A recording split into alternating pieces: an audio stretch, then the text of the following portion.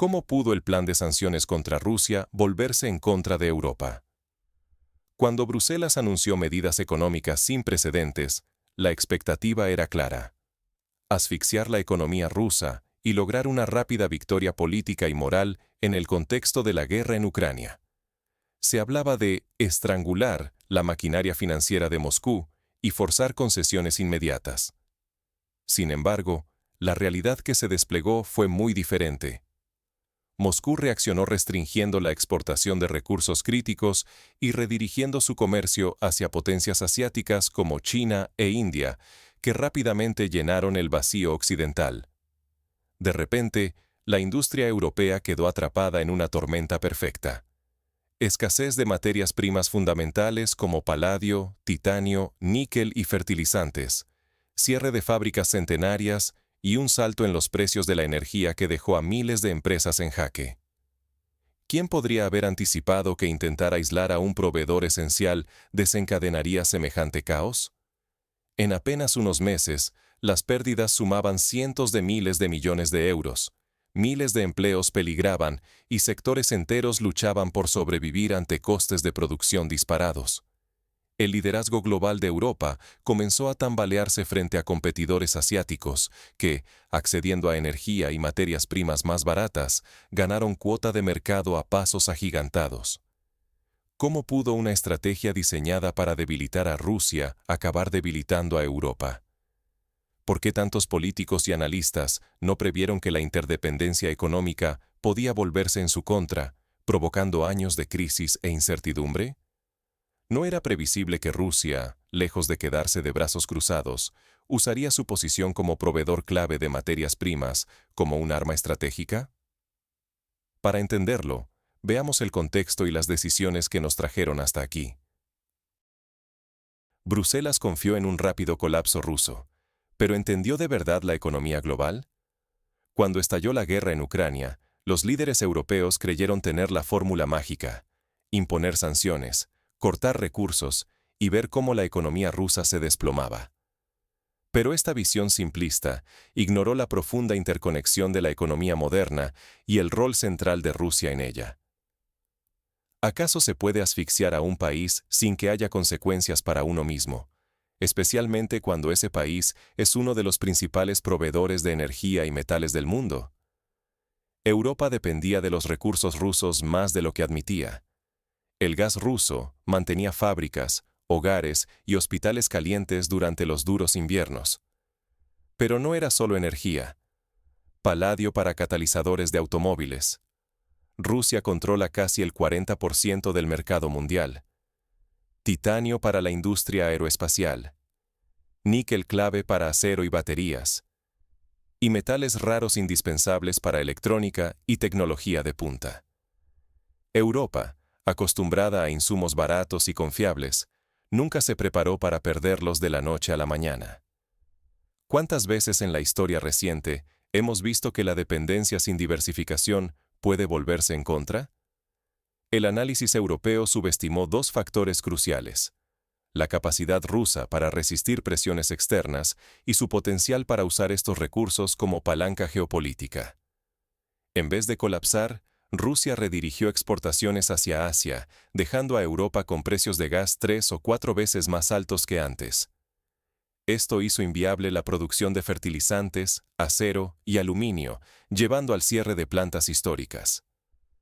¿No era de esperarse que Rusia, con su experiencia en crisis anteriores y su red de aliados, encontraría salidas alternativas a las sanciones? El déficit de fertilizantes rusos elevó los precios de alimentos a nivel global, afectando a la agricultura europea, que debió competir con productores de regiones que sí accedían a insumos rusos. Cuando Europa congeló activos rusos por 300.000 millones de euros, Moscú respondió nacionalizando propiedades europeas, causando pérdidas multimillonarias para empresas del continente. Así, la guerra económica pasó del terreno financiero al industrial, y de ahí al día a día de millones de ciudadanos europeos. No solo estaba en juego la economía rusa, sino la credibilidad de los líderes europeos, la seguridad de las cadenas de suministro y el futuro industrial del continente. La estrategia, pensada para aislar a Rusia, terminó aislando a Europa de los recursos que sostenían su prosperidad. ¿Puede una economía moderna sobrevivir sin acceso seguro a energía y materias primas? La historia demuestra que no. Con este trasfondo, veamos el primer gran impacto: el golpe a la industria europea. El contraataque ruso fue silencioso, pero devastador. ¿Cómo se desató la tormenta perfecta en Europa? Todo empezó con la limitación de exportaciones rusas de materiales estratégicos. Paladio, fundamental para catalizadores de automóviles, donde Rusia tenía cerca del 40% del suministro mundial. Sin este metal, las fábricas de coches no podían operar. Lo mismo ocurrió con el titanio, crucial para la industria aeronáutica. Sin el flujo ruso, la producción de aviones se frenó. Añadamos el níquel, vital para acero y baterías, y las tierras raras usadas en tecnología, y el panorama empeora aún más. La industria funciona como un reloj. Si falta una pieza, todo se detiene. ¿Podía Europa sustituir rápidamente estos insumos esenciales? La respuesta fue clara: no. Las consecuencias fueron inmediatas. Cierres de fábricas, no por falta de demanda, sino por ausencia de insumos. Las pérdidas sumaban decenas de miles de millones de euros. Cada día de inactividad costaba millones. Cada coche no fabricado, cada avión fuera de la línea, eran sueldos no pagados e impuestos no recaudados. Detrás de cada cierre, miles de empleos directos e indirectos en riesgo. Europa descubrió que la guerra económica puede ser tan real y dolorosa como un conflicto bélico convencional, solo que sus víctimas no siempre son visibles en los titulares. La industria no fue la única afectada. El siguiente golpe fue energético. Rusia, lejos de quedarse quieta, redirigió su gas y petróleo hacia Asia. Los precios del gas en Europa se dispararon hasta 4 veces su nivel previo. Para la industria europea, fue devastador. Sectores como el de fertilizantes, altamente dependiente del gas, se volvieron inviables. Fábricas históricas cerraron porque producir a esos precios dejó de tener sentido. Miles de empleos perdidos, regiones enfrentadas a la desindustrialización, con menos ingresos fiscales y más presión social. ¿Qué futuro tiene una economía que no puede competir en costes energéticos? El tercer golpe fue al campo. Rusia es uno de los mayores proveedores mundiales de fertilizantes, y su decisión de restringir las exportaciones a Europa dejó a los agricultores pagando el doble o el triple. ¿El resultado? Menor rentabilidad y pérdida de competitividad frente a productores de otras regiones. El coste de los alimentos subió, afectando a todos los europeos y aumentando la tensión social. ¿Es sostenible un modelo agrícola que depende de insumos importados y caros? A esto se sumaron las llamadas nacionalizaciones espejo. Europa congeló activos rusos por unos 300.000 millones de euros. Rusia respondió tomando el control de activos europeos valorados en decenas de miles de millones. Un tira y afloja con consecuencias directas para empresas europeas que perdieron sus inversiones en Rusia. ¿Quién gana realmente en este intercambio de sanciones y represalias? Todo esto ha puesto en juego millones de empleos, el futuro de industrias y la estabilidad social europea. El efecto boomerang de las sanciones mostró que la interdependencia global es un arma de doble filo. Estos golpes han desencadenado una reacción en cadena cuyas consecuencias apenas empiezan a sentirse. ¿Qué futuro espera a Europa? La herida es profunda. ¿Puede Europa recuperarse o estamos presenciando el inicio de un declive industrial irreversible? Veamos lo que ocurre y lo que puede esperar Europa en los próximos años. Las fábricas que cerraron por los costes energéticos actuales no reabrirán fácilmente. Muchas de esas producciones, con décadas operando, ya no son viables. Los expertos coinciden. Una vez que una industria se desmantela, reactivarla es lento y caro, sobre todo si la energía y las materias primas siguen siendo más costosas que en otros mercados. ¿Quién invertirá en reabrir una planta si el entorno no es competitivo? Como era previsible, inversiones e industrias migran. Empresas que apostaban por el corazón industrial europeo buscan ahora refugio en regiones con energía más barata y suministro estable de recursos, como Estados Unidos, Oriente Medio o el sudeste asiático. El capital fluye donde hay rentabilidad. El resultado es desindustrialización.